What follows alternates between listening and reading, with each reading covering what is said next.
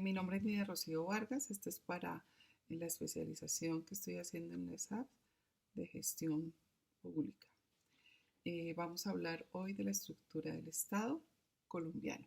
Tenemos que partir primero de que en Colombia el artículo primero en la Constitución Política establece que tenemos un Estado social de derecho.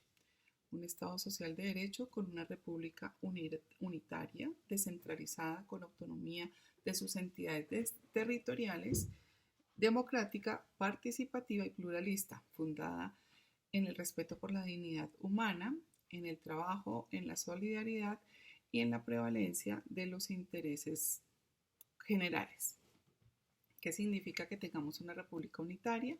Significa que es un Estado centralista por oposición a un Estado federalista y que estamos constituidos en forma de república, en forma de república. Antes de entrar a establecer cómo están organizados los poderes públicos y el poder público en el Estado colombiano, vamos a entender qué significa el tema de descentralización dentro del tema de la acción administrativa. ¿Qué es la acción administrativa? La acción administrativa es el ejercicio exclusivo de las potestades y atribuciones inherentes de manera directa e inmediata respecto a los asuntos que se han sido asignados por la ley, por la ordenanza o por el acuerdo, por el decreto o el reglamento. Entonces aquí tenemos que la ley 489 establece 3 tipos de ejercer la acción administrativa. Están la desconcentración, la delegación y la descentralización. Explico estos tres conceptos para después descender al concepto de descentralización, que es al que quiero llegar para hablar de los poderes públicos y entender cómo están organizados los poderes públicos en la República de Colombia. La descentralización significa que radicamos competencias y funciones en dependencias ubicadas fuera de la sede principal o del organismo o entidad. O se registra también al interior de la entidad, pero no implica delegación y puede ser por territorio o por funciones. La delegación es transferir el ejercicio de funciones o competencias a colaboradores o a otras autoridades con funciones afines o complementarias. Aquí se deben cumplir unos requisitos. En este caso, por ejemplo, cuando es a otras autoridades en el nivel ejecutivo, no podemos llegar sino a cargos del nivel asesor. No se pueden delegar funciones a personas que estén en cargos, ejerciendo cargos que estén por debajo del nivel asesor. Cuando se trata de entregarle o delegarle funciones a otras autoridades entre entidades, debemos hacer convenios, hay que celebrar convenios y seguramente trasladarle recursos para el ejercicio de estas funciones, de acuerdo a lo que establece la ley 489, de manera clara. Tenemos otro principio que es el principio de la coordinación, que busca garantizar la armonía en el ejercicio de las competencias y las funciones administrativas. Esta coordinación puede ser a nivel intrasectorial, puede ser intersectorial, puede ser intergubernamental, puede ser con el sector privado, con la sociedad civil y con organismos internacionales. Ya en lo que en lo que se trata de la descentralización, nos ocupamos de 3 tipos de descentralización. Tenemos la descentralización política, la descentralización administrativa y la descentralización fiscal. La descentralización política es la distribución del poder de decisión y de elección. La descentralización administrativa es la distribución o reparto de competencias y funciones. Y ya la descentralización fiscal es el manejo de la hacienda pública, es disponer sobre qué y cuáles ingresos se deciden para determinado ente, ente territorial o ente nacional, y cómo se producen sus gastos. Ya centrados en lo que es la descentralización administrativa, entonces tenemos que hablar de órdenes y niveles. Entonces tenemos que en la descentralización administrativa es la distribución de las competencias y de las funciones entre órdenes y niveles del gobierno. Ahí hay a su vez 3 opciones. Tenemos descentralización territorial, tenemos descentralización funcional o por servicios y tenemos descentralización por colaboración. En la descentralización territorial, entonces es la distribución de competencias entre las órdenes del gobierno. Tenemos en los órdenes del gobierno son la nación, los departamentos y los municipios. En la descentralización administrativa funcional o por servicios, entonces tenemos que se distribuyen las competencias entre los niveles del gobierno. Aquí tenemos que hablar de los niveles central y descentralizados. Y cuando hablamos de la descentralización administrativa por colaboración, es cuando el ejercicio de las funciones públicas son ejercidas por particulares. Un ejemplo claro es, por ejemplo, valga la redundancia, las funciones públicas que pueden estar haciendo de registro la Cámara de Comercio. Es el que casi siempre nos traen a colación en la parte académica. La descentralización territorial, entonces, es la distribución de competencia en órdenes de gobierno. Aquí, ¿cómo funciona? En la nación se definen planes, políticas y estrategias.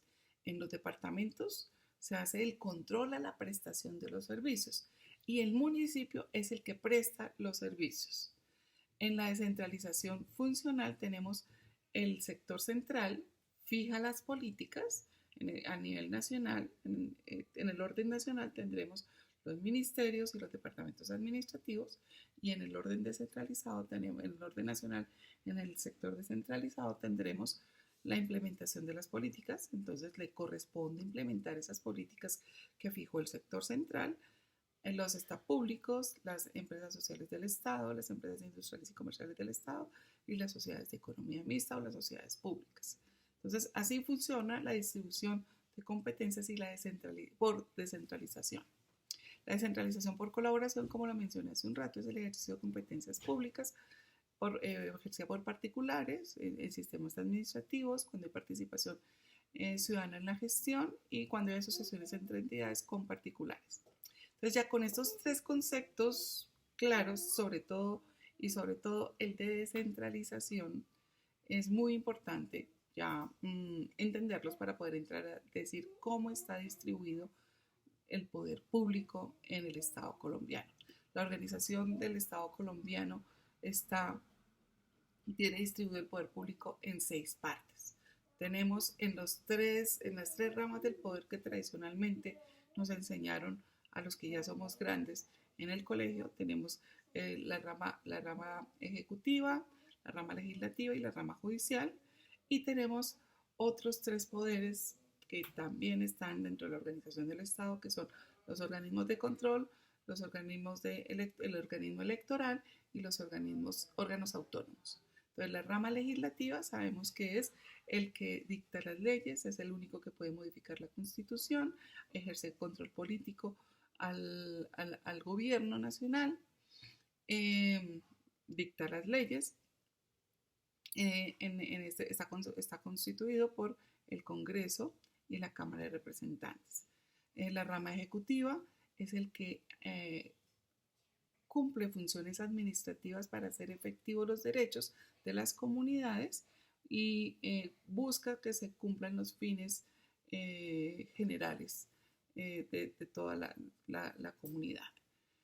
Aquí tenemos en la rama ejecutiva, tenemos el presidente, tenemos la vicepresidencia, tenemos los ministros, tenemos en el nivel central ministros y unidades administrativas especiales sin personería jurídica, las superintendencias sin personería jurídica, y tenemos todas las entidades descentralizadas. En la rama judicial, que como solo es la parte del Estado que administra justicia, es la parte de la función pública que se encarga de administrar justicia y de hacer efectivos los derechos para que logremos una convivencia. Allí tenemos, y está compuesta por la Corte Suprema de Justicia, por la Corte Constitucional, por el Consejo de Estado, por todos los jueces que dependen de estas 3 instituciones, por la Fiscalía General de la Nación, y ellos son los encargados de hacer la administración de justicia en nuestro país.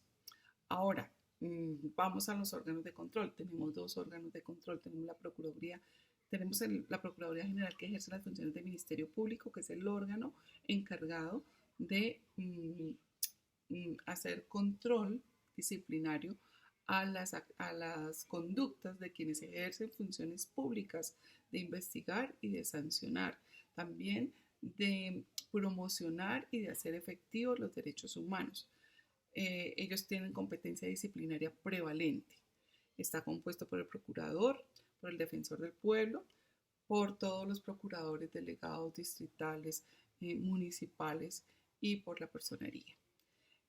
También como órgano de control tenemos la Contraloría General de la Nación allí este órgano de la Contraloría está encargado de vigilar la gestión fiscal que ejerce la administración y los particulares de los recursos públicos que le son asignados para su administración. Tenemos la organización electoral, que es la encargada de hacer las elecciones, de vigilar su ejecución y de controlar todo el tema de cedulación de los ciudadanos y de registro de los ciudadanos, el registro civil de los ciudadanos. Allí tenemos el Consejo Nacional Electoral, la registraduría y todas las registradurías delegadas, la distrital, la municipal y demás. Y dentro de los órganos autónomos, que son autónomos porque sus funciones no deben ser interferidas por nadie, por ningún otro órgano, su autonomía es muy importante en el ejercicio de pesos y contrapesos que debe tener el Estado para que funcione este Estado de Derecho. Entonces tenemos la Comisión Nacional del Servicio Civil, que es el encargado de vigilar la carrera administrativa, de hacer los concursos meritocráticos, que es un principio muy importante para que funcione el Estado y para que no se coopte el Estado y para que y como una herramienta importante de lucha contra la corrupción. Tenemos las corporaciones autónomas regionales que cuidan todas las estructuras ambientales de nuestro país a nivel territorial. Tenemos la Comisión Nacional de Televisión, que es la encargada de controlar el espectro electromagnético para televisión en el país. Está también las entidades, los entes universitarios autónomos, que la ley 30 les dio autonomía universitaria, y es muy importante que en la educación haya autonomía, haya neutralidad y que no esté cooptada la educación por nadie. Y así tenemos varios entes autónomos definidos constitucionalmente para privilegiar su función y para que los mismos puedan ejercer sus tareas y sus responsabilidades de manera independiente. Aquí en este ejercicio de la administración pública y de funciones públicas dentro del poder público encontramos que se ejerce de diferentes maneras, de delegación de funciones, o mejor, se ejerce la función pública acudiendo a figuras ya sea de delegación, de desconcentración o descentralización. En la rama ejecutiva vemos la descentralización territorial, cuando decimos que es una república unitaria, como le dijo el artículo 1 de la Constitución, pero tenemos descentralizadas unas funciones en el territorio y otras se quedan en el orden nacional. Entonces, fíjense lo importante que es el concepto de descentralización. Tenemos una descentralización por funciones, por servicios, cuando, por ejemplo, en la rama ejecutiva, tenemos una empresa de acueducto, pues se dedica a hacer los temas de acueducto y a competir como empresa industrial y comercial en su labor de ser acueducto, y no la hace otra empresa y no la hace la alcaldía municipal, porque la labor del alcalde principal seguramente es otra, que es mantener el orden público de su ente territorial, es ejecutar las políticas públicas para satisfacer necesidades de educación, salud, vivienda y demás, pero hay otras labores que se van delegando por servicios o descentralizando por servicios, dependiendo de la forma jurídica que se vayan acomodando en la estructura organizacional del Estado. Entonces, esto para decirles que en esta forma como se distribuye el poder público en el Estado son muy importantes estas figuras que trae la ley 489 de delegación, desconcentración, descentralización y coordinación. Muchas gracias.